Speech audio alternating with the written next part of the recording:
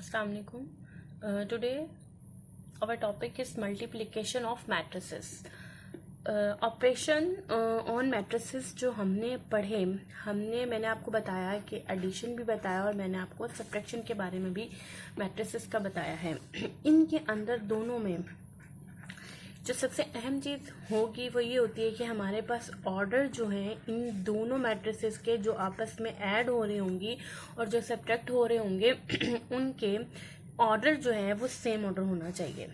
इसमें तो ये शर्त है, जब भी हम कोई से दो मैट्रिसेस लेंगे, जब वो a प्लस बी ऐड हो रहे होंगे या a माइनस बी सब्ट्रैक्ट हो रहे होंगे, तो उसके अंदर शर्त ये होगी कि इनका ऑर्डर जो है वो सेम ऑर्डर होना चाहिए। अच्छा, अब सेकंड, आज हमने चूंकि मल्टीप्लिकेशन ऑफ अ मैट्रिसेस पढ़ना है तो इस चीज़ के लिए हमारे पास दो केसेस यहाँ पर सामने आते हैं। द फर्स्ट केस मैं अभी आपके सामने डिस्कस कर लेती हूँ। देखें, फर्स्ट केस हमारे पास ये होता है कि if order of A and B, if order of A and B matrices, अगर इनके ऑर्डर सेम होंगे, ठीक है, अगर इन दोनों के ऑर्डर सेम होंगे, यानी इसका order of A and order of B अगर दोनों के सेम होंगे तो देन हमारे पास मल्टीप्लिकेशन करना पॉसिबल होगा। देन हम यहाँ पे कहेंगे मल्टीप्लिकेशन इज पॉसिबल।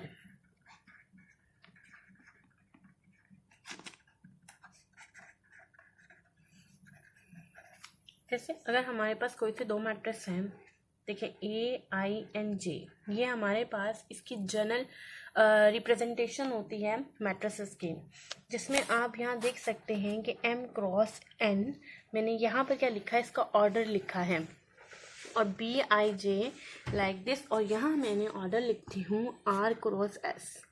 ठीक है, अब मेरे इस फर्स्ट केस का मतलब ये है कि अगर मैंने कोई से दो मैट्रिसेस लिए, अगर अगर एक मैट्रिक्स 2 क्रॉस 2 का और दूसरा भी इसी का ही होगा, यानी 2 क्रॉस 2 का होगा, तो इनकी मल्टीप्लिकेशन पॉसिबल है और हमें कोई प्रॉब्लम नहीं है। यानी इजीली हम ए बी फाइंड आउट कर सकते हैं, we can easily find out. अब हम देखते हैं कि हमारे पास सेकंड केस क्या है। केस नंबर 2 के लिए मैंने इन दो चीज़ों को यहाँ पर बताया। मैंने कहा कि अगर हमारे पास एक मैट्रिक्स ए आई जे है, ठीक है, और ये केस 2 की बात करेंगे हम यहाँ पर। केस 2 के लिए बताया, केस 1 में मैंने आपको क्या बताया कि अगर दोनों के ऑर्डर सेम है तो कोई मसला नहीं है, दोनों की मल्टीप्लिकेशन इजीली हो जाएगी। केस 2 में हमारे पास ये होगा, अगर हमारे पास कोई से दो मैट्रिसेस हैं, अब आपको मैंने जैसे बताया था कि first one is the number of रोज होती हैं, जब भी हम ऑर्डर फाइंड आउट करते हैं, these are number of rows, ठीक है, और it is the number of column, ऐसे ही है ना, नंबर ऑफ कॉलम्स, ठीक है। अब ऐसा अगर हो कि हमारे पास कोई से दो मैट्रिसेस हैं, एक का अगर ऑर्डर m क्रॉस n है और दूसरे का अगर ऑर्डर r क्रॉस s है, तो then if order are unequal, दोनों के ऑर्डर क्या है, अनइक्वल हैं, दोनों के ऑर्डर सेम नहीं है।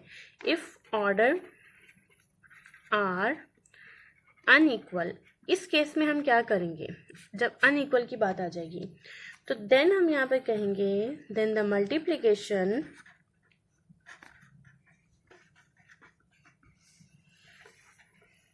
Is possible. हमारे पास मल्टीप्लिकेशन उस सूरत में पॉसिबल होगी इफ, सबसे अब पॉइंट यही समझने वाला है कि इफ हमारे पास अगर n is equal to r होगा, इन दो मैट्रिसेस के हिसाब से n is equal to r। अब n क्या है हमारे पास, दैट इज n हमारे पास क्या है कि इफ नंबर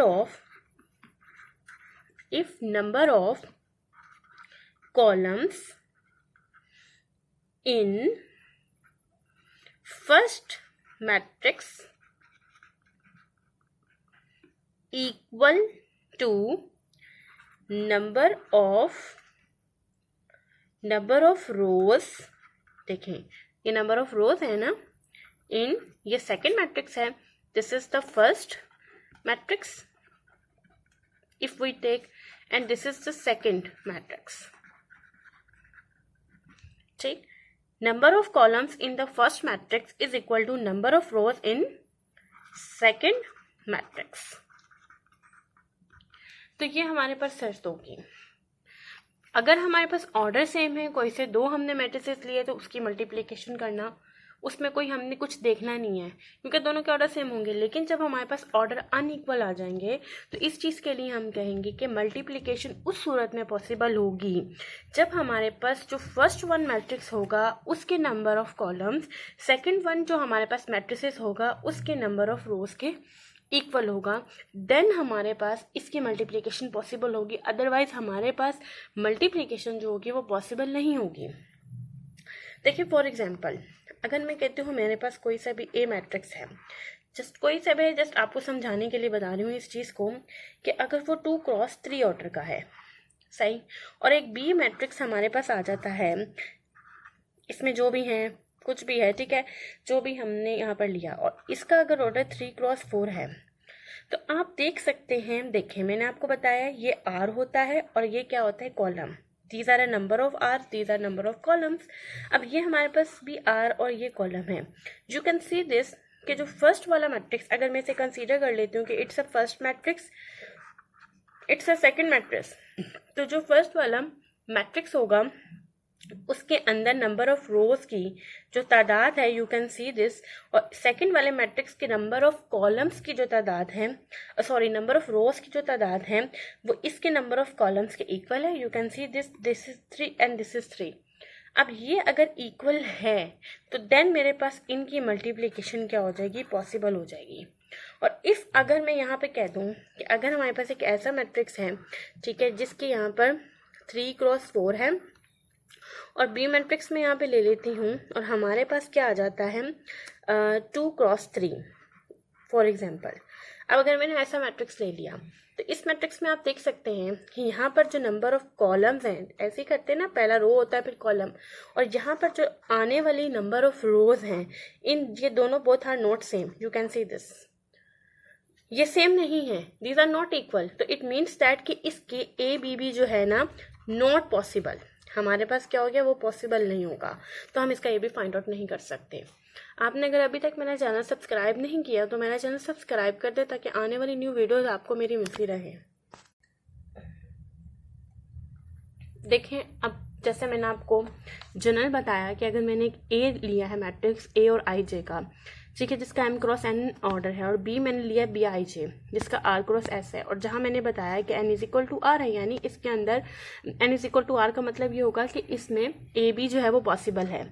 अब आप यहाँ देखें कि अगर जो हमारे पास ए बी बना है, फॉर एग्जाम्पल जो रिजल्टिंग मेरे पास मैट्रिक्स है after multiplication of these two matrices and we will get this matrix and having a order is M cross S. ये हमें इस तरीके से पता चलेगा कि देखें जो हमारे पास पहला वाला नंबर होगा इसका और जो सेकंड नंबर होगा इसका, इन दोनों का आप मल्टीप्लाई करेंगे तो ये क्या आ जाएगा, यू कैन सी दिस के ये इसका ऑर्डर हो जाएगा। इस चीज़ को याद करने के लिए आप ये चीज़ भी देख सकते हैं कि आपके पास ये दोनों नंबर्स क्या हैं, सेम होते हैं। ऑब्वियस सी बात है, जब भी आपके पास ए बी जो है वो पॉसिबल होगा, ए बी जो है वो पॉसिबल होगा, तो आपने क्या करना है, जो सेम नंबर्स होंगे उनको स्किप कर दें आप, और जो बाकी ये वाला फर्स्ट नंबर और इसका लास्ट नंबर इनका क्रॉस करेंगे तो आपके पास क्या आ जाएगा, इसका ऑर्डर आ जाएगा। अब लेट सबसे पहले तो कंडीशन हमने देखनी है, जब भी आपके पास दो मैट्रिसेस हैं कि क्या इसके अंदर ए बी पॉसिबल है या नहीं, फाइंड आउट करना।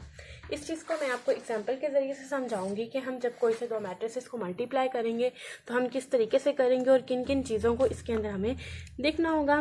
Late take an example to understand it. Let A is equal to, if matrices मैंने ले लिया, दैट इज द 1 2 3 एंड 4, ठीक है। एंड द सेकेंड मैट्रिसेस, हमारे पास जो सेकेंड मैट्रिक्स होगा उसको हम ले लेंगे B is equal to 7 9 5 and 6। अब जब भी आपने ए बी फाइंड आउट करना है, देखिए आप इसका ऑर्डर देख सकते हैं, इसका ऑर्डर क्या है 2 क्रॉस 2, इसका ऑर्डर भी 2 क्रॉस 2 है। यू कैन सी दिस कि इन दोनों के ऑर्डर्स क्या सेम है, तो मल्टीप्लिकेशन करना क्या है हमारे लिए पॉसिबल है। मैंने 2 केस बताए थे, सेकंड केस में आपने जिस तरीके से देखना है वो आप दोबारा से वीडियो शुरू से देखिएगा कि मैंने किस तरीके से बताया कि हमारे पास क्या होगा, ये दोनों चीज़ें जो है इसकी नंबर ऑफ रोज कॉलम्स के सेम होना चाहिए, तो then it is possible. Now A and B find out करने के लिए आप लिखेंगे यहाँ पे 1 2 3 4, ठीक है, और यहाँ पर आपने लिखा B 7 9 5 and 6।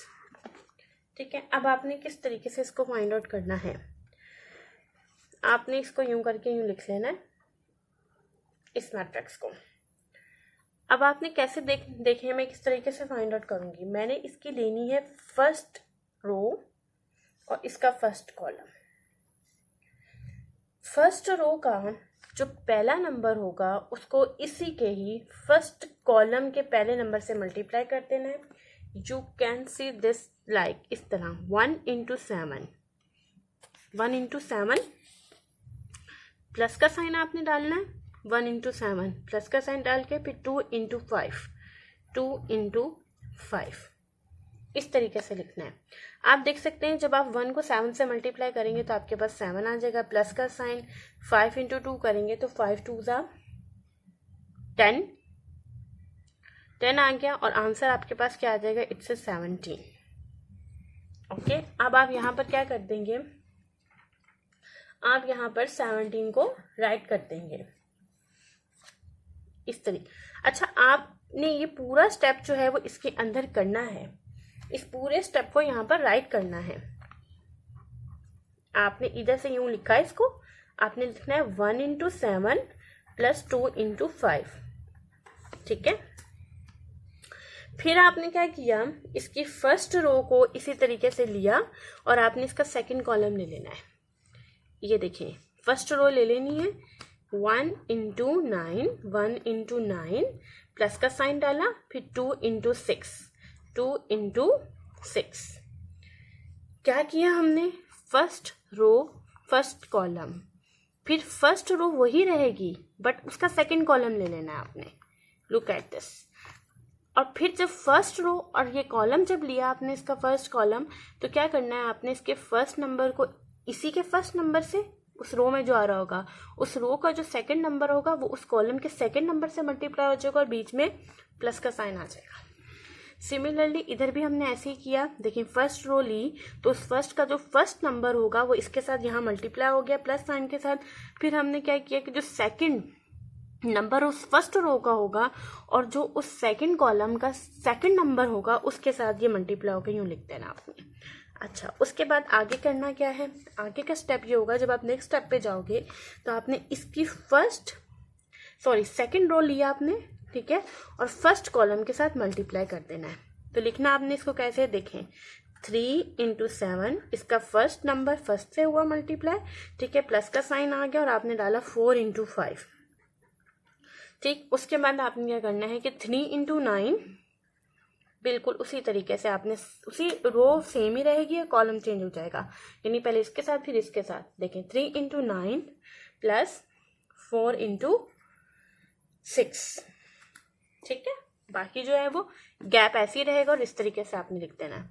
अब नेक्स्ट आपने ये करना होगा कि अब आप इसको सॉल्व करके लिखेंगे। यहाँ पे आफ्टर सॉल्यूशन आपके पास क्या आ जाएगा, जब आप 1 को 7 से देखें यहाँ मल्टीप्लाई किया प्लस 2 into 5 किया तो हमारे पास क्या आ रहा था 7 + 10। आप आफ्टर सॉल्यूशन इसको यहाँ पर चाहे लिख भी सकते हैं या आप इसको यूँ इस तरीके से यूँ रफ में कर लें, जो आंसर आएगा वो आप यहाँ लिखते हैं, दैट इज 17। अच्छा, अब 1 into 9 is 9 plus 6 2s are 12। ठीक है, 6 2s are 12 हो जाएगा हमारे पास, दैट इज 12। और जब आप इसको ऐड करेंगे 12 को 9 में तो it will become 21। We have right है 21। ठीक, अब 7 into 3 किया तो आपके पास आ गया 7 3 is 21 प्लस 4 into 5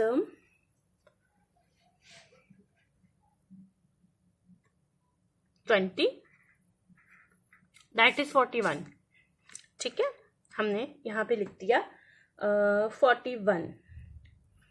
अच्छा, अब आगे देखें 3 into 9 हमने लिखा यहाँ पर, तो हमारे पास 3 into 9 क्या बनता है 27 प्लस 4 6